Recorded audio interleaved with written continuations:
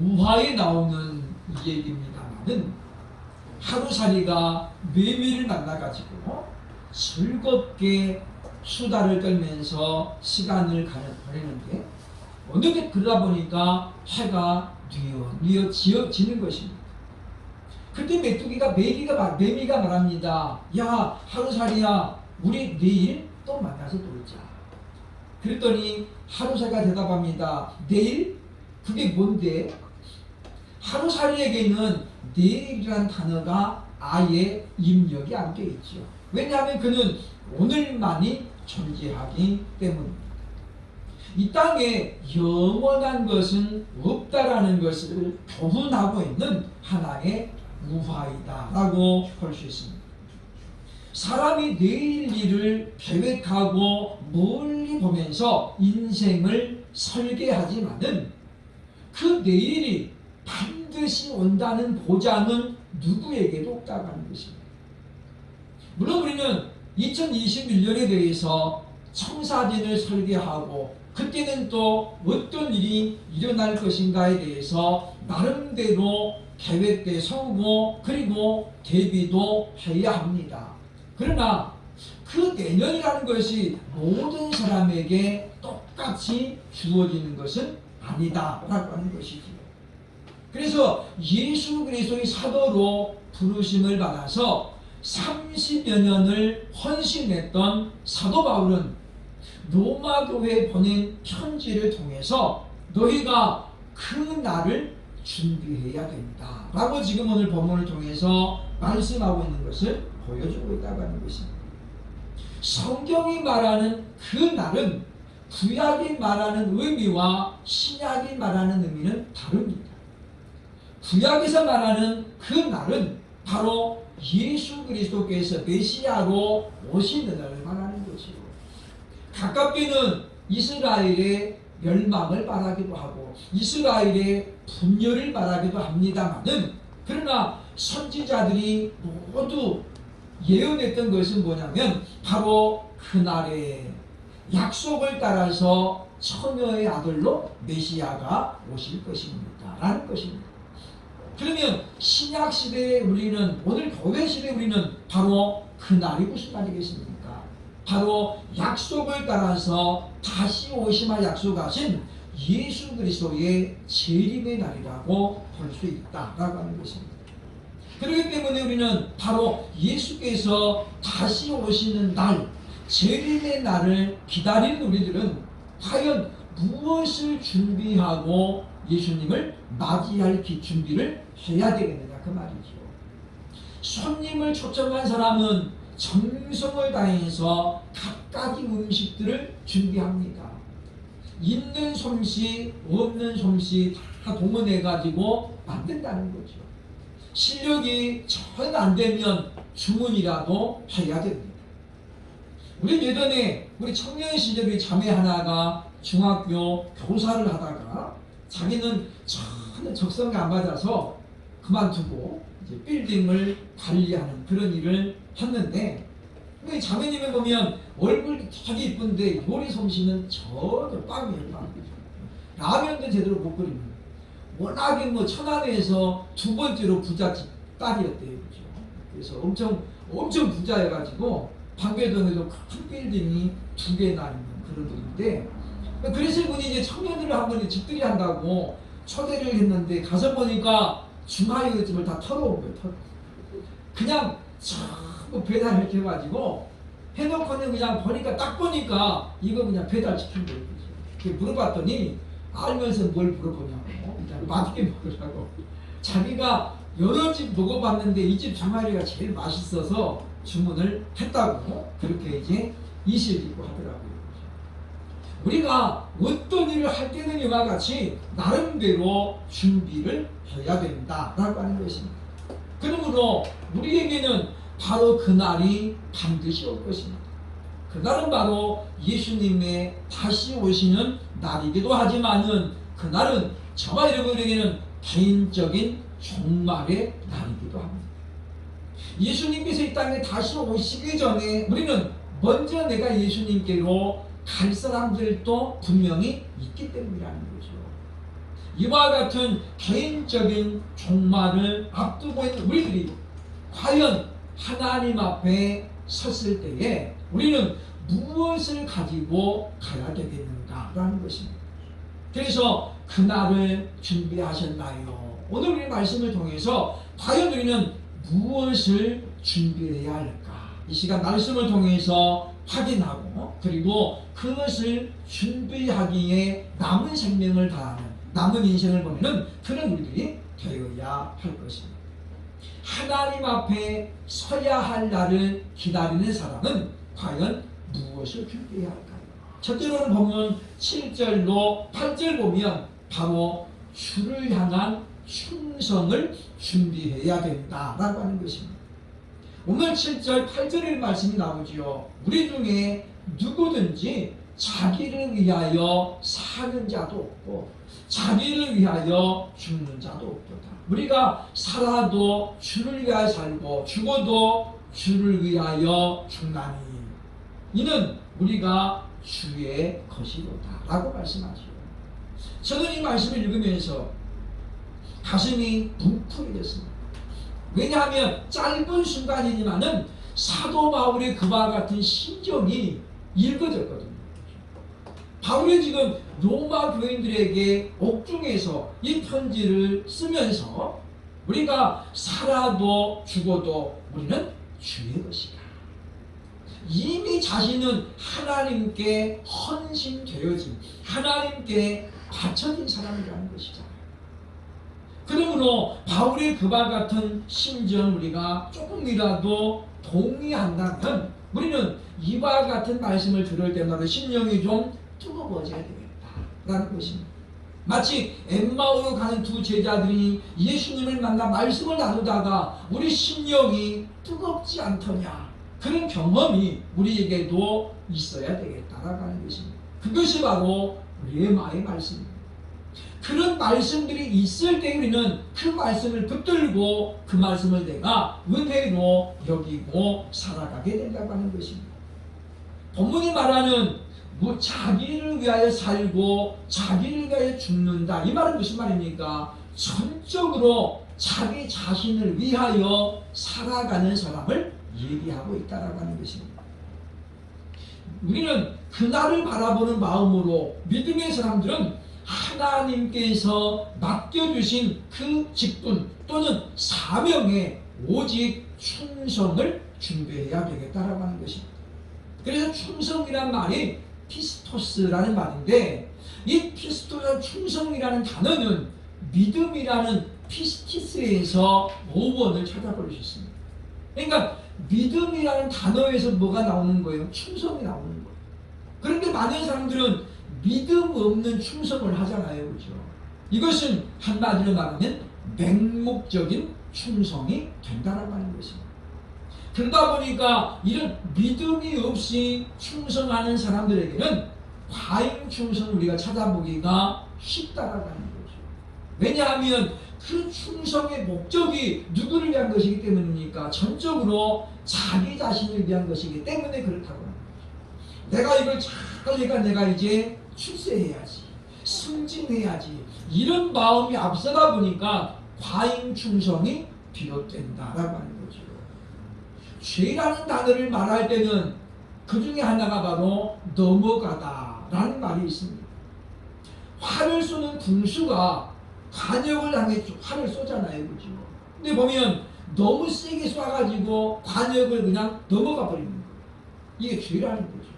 그 다음에는 뭡니까? 관역을 맞추지 못하고 빗나가 버리는 거예요. 빗나가 버리는 거예요.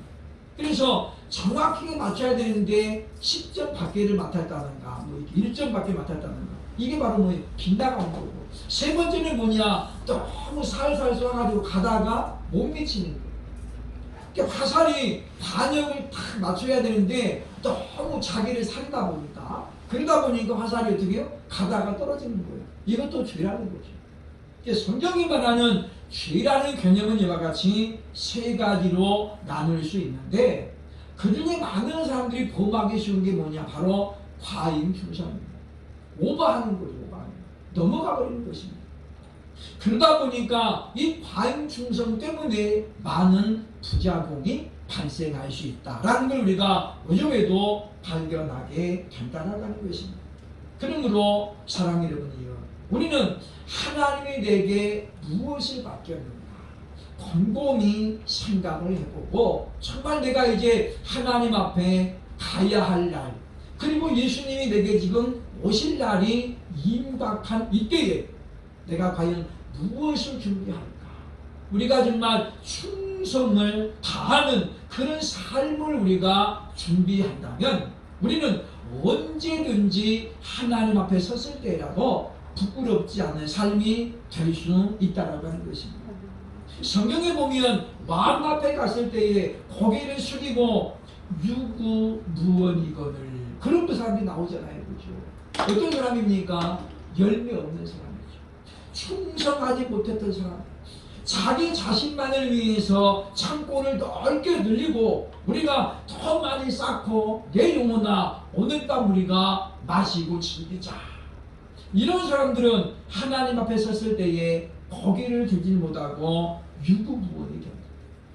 하나님께서 우리에게 많은 것을 주실 때는 그만한 이유가 있기 때문이라는 거죠. 더 넓은 집을 짓고 더 넓은 차를 사라는 그런 목적이 아니라, 어떤 분 이야기처럼 하나님이 내게 이와 같이 풍성한 물질을 주신 것은 뭔가 좀 하나님이 나를 통해서 일하시려고 하는가 보다, 그런 마음가짐으로 물질을 예비해 놓으면 그것이 뭡니까? 바로 하나님께 충성하는 것이 된다라고 하는 것입니다. 그러므로 저와 여러분이 이제 우리의 남은 삶을 우리가 또한 생각해 보면서, 그리고 올 한 해 2020년을 우리가 돌아보면서 내가 올 한 해 무엇을 위해서 충성했는가, 나름대로 열심히 최선을 다해서 살아왔는데 과연 나는 무엇을 위해서 충성했는가, 함께 돌아보면서 우리 자신의 신앙을 점검할 수 있기를 주의 이름으로 축원합니다. 두 번째, 하나님 앞에 서야 할 그날을 준비하는 사람은 뭘 준비해야 됩니까? 오늘 본문 9절에 보면 바로 부활에 대한 소망을 준비해야 된다는 거예요. 그리스도인이 무엇을 하든지 오직 하나님을 목적으로 하는 것은 바로 예수께서 본을 보여주시기 때문이죠. 그것은 바로 십자가에 죽었다가 다시 사흘 만에 부활하신 것입니다. 우리가 부활에 관한 확신을 갖는 것은 매우 중요합니다. 왜냐하면 부활에 대한 소망이 있는 사람은 모든 것을 두려워하지 않기 때문이라는 것이죠. 예를 들면 우리가 죽음 자체도 두려워하지 않는 건 뭐냐? 내가 지금 죽어도 그러나 하나님 앞에 다시 영광스러운 몸으로 부활할 것이다라는 믿음이 있기 때문이라는 것이죠. 왜 세상 사람들은 죽음을 두려워할까요? 바로 부활에 관한 소망이 없기 때문입니다. 그들에게는 막연하지만은 죽음에 대한 공포가 있다는 것이죠.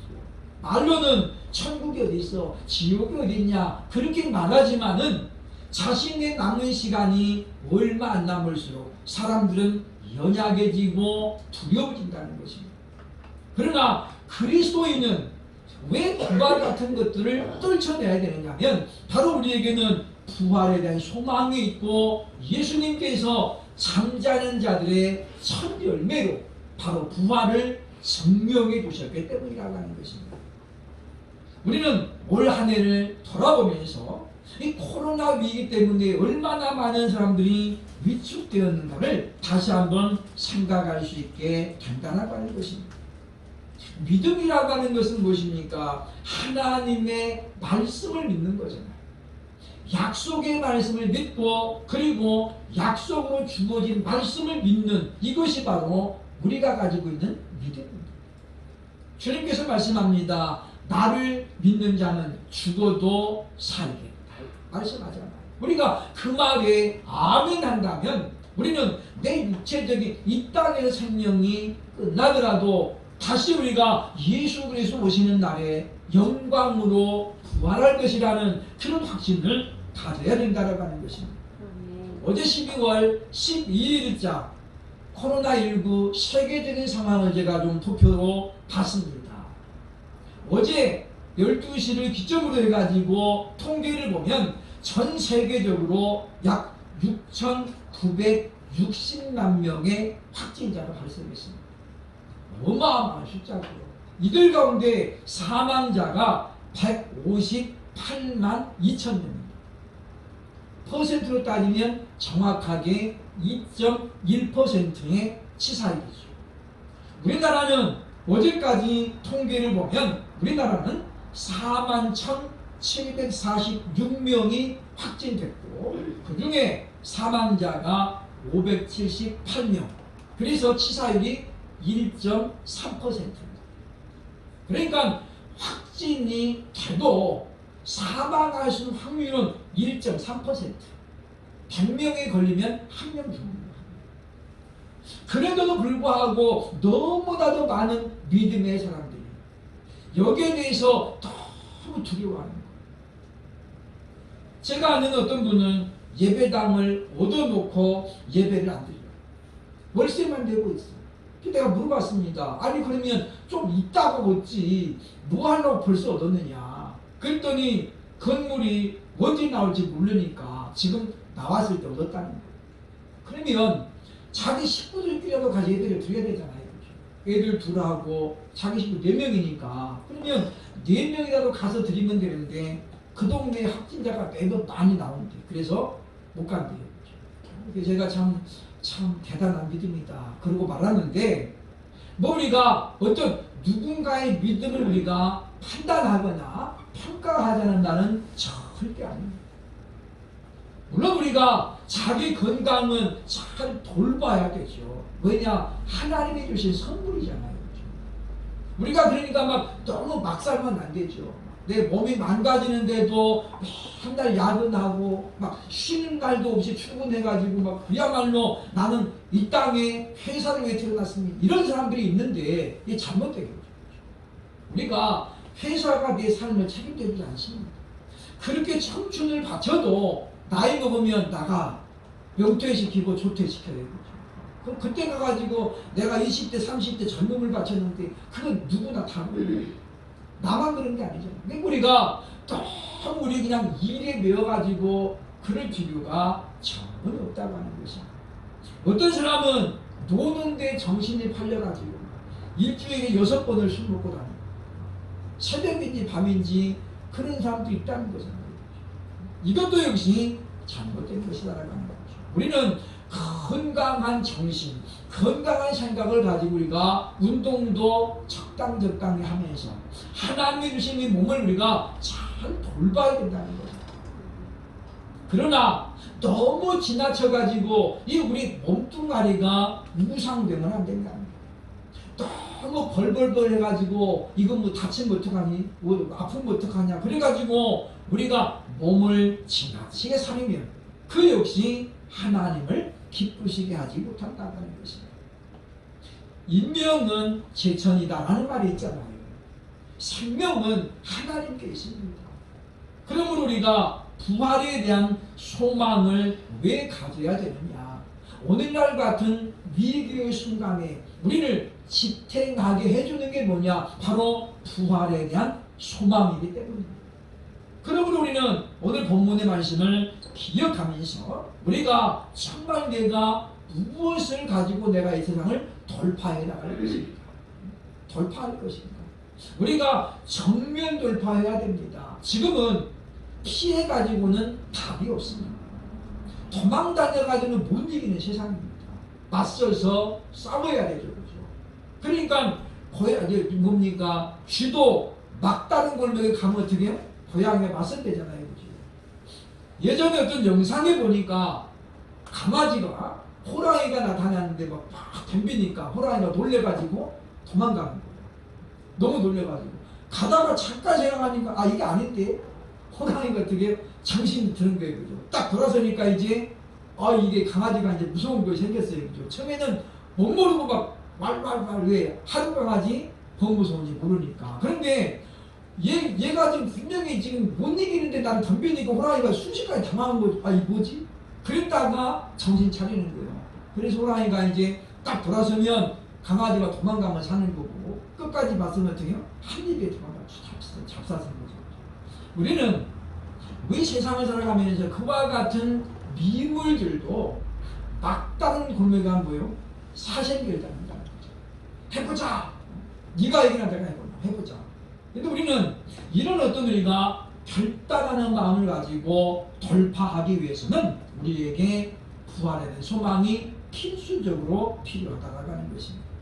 초대교회의 성도들은 바로 이와 같은 부활에 대한 소망이 있었기 때문에 자신들에게 다가오는 검은 구름 그리고 로마의 폭정 그리스도인들을 콜레스톤 경기장에서 많은 짐승들이 밥이 되게 할 때도 그들은 주님을 바라보았다고 하는 것입니다.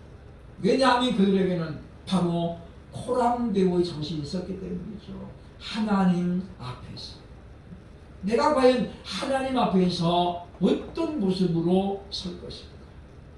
그래서 베드로는 로마를 버리고 도망가잖아요. 그죠? 그런 그에게 예수님 나타납니다. 너는 어디를 가는가? 그때 베드로가 말하죠. 나는 지금 이제 로마를 버리고 도망갑니다. 코바디스 도미네. 그죠? 베드로가 묻잖아요. 그죠? 코바디스 어디로 가십니까? 도미네 주여. 주님 어디로 가십니까? 그때 예수님 뭐라고 그래요? 로마. 네가 버리고 가는 로마를 향해서 내가 다시 죽으러 간다는 거죠. 그때 베드로는 이제 돌이킵니다. 그리고 로마로 돌아가지요. 그리고 AD 68년에 그는 결국은 현장의 이슬로 사라지게 됩니다. 예수님께서 베드로를 죽음으로 몰아넣으려고 그랬을까요? 아닙니다. 그것이 바로 시몬 베드로의 마지막 사명이기 때문이죠. 요한복음 21장에서 사람들이 너를 십자가에 거꾸로 매달 것이다. 그 말씀처럼 시몬 베드로는 그렇게 사형을 당했다고 하는 것입니다. 그러나 그 누구도 시몬 베드로의 죽음을 비참했다고 그의 인생이 실패했다고 말하는 사람은 아무도 없는 것입니다. 초대교회의 믿음을 다시 소유할 수 있는 회복할 수 있는 저와 여러분이 될 수 있기를 주의 이름으로 축원합니다. 세 번째 마지막 우리가 준비해야 될 것은 10절로 12절에 하나님께 드릴 영광입니다. 오늘 시편 96편에 말씀하십니다마는 여호와의 이름에 합당한 영광을 가지고 예배할지니라 말씀했잖아요. 그날을 위해 우리가 준비해야 될 가장 중요한 것이 뭐냐? 바로 하나님 앞에 섰을 때에 하나님께 드릴 영광. 이걸 다시 말하면 우리가 열매라고 말할 수 있지요. 12절에 보면 이러므로 우리 각 사람이 자기 일을 하나님께 짓고 하리라. 하나님께서 마지막 날에 한 사람씩 다 불러세우고 묻는다는 거예요. 너는 내가 2달란트 줬는데 그거 가지고 뭐 했냐? 1달란트 줬는데 뭐 했냐? 5달란트 뭐 했냐? 물어보신다는 거죠. 그때 우리가 각 사람이 하나님께 자기 일을 직접 고하리라 그 말이죠. 직접 고하리라. 예, 하나님 저에게 1달란트 주셨는데 저는 이렇게 했습니다.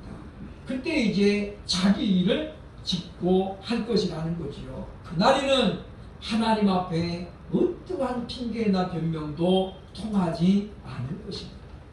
왜냐하면 하나님께서 말씀하신 같이 불꽃 같은 눈동자로 지금도 우리를 지켜보고 계시기 때문이죠. 하나님 제가 정말 열심히 살았습니다. 자식들 먹여 살려 청춘을 바치다 보니까 제가 하나님께 늘 열매를 못 만들었네요. 이것도 역시 핑계입니다. 왜냐? 자기를 위하여 산 사람이 하나님 앞에 과연 무슨 영광을 드릴 수 있겠는가라고 하는 것입니다. 그러므로 우리는 하나님 앞에 드릴 영광을 우리가 준비하지 못한 사람은 하나님 앞에 책망을 받게 된다는 거죠.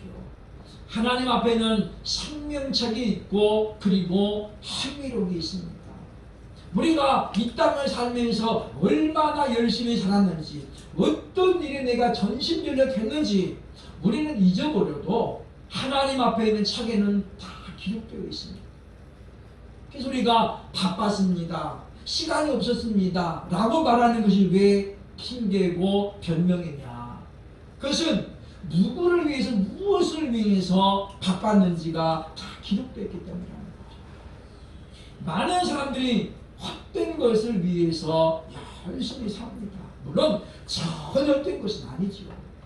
이 땅을 살아가면서 필요한 것들도 있습니다. 그러나 어떤 것은 별로 그렇게 안 필요한 것들도 있거든요. 우리는 잠깐 있다가 없어질 것들, 또 자녀들에게 더 많이 물려주려고 애를 쓰는 것들이 있습니다만은 그것이 자녀들에게 유익이 되지 않는 것들 우리가 얼마든지 확인할 수 있게 된다는 것입니다. 하나님께서는 모든 사람에게 하루 24시간을 공평하게 주셨잖아요. 공평하게. 그렇기 때문에 시간이 없어서 못했습니다, 바빠서 못했습니다, 이런 핑계는 우리가 하나님 앞에 내놓을 수 없다라는 것을 우리가 기억을 해야 된다는 것입니다.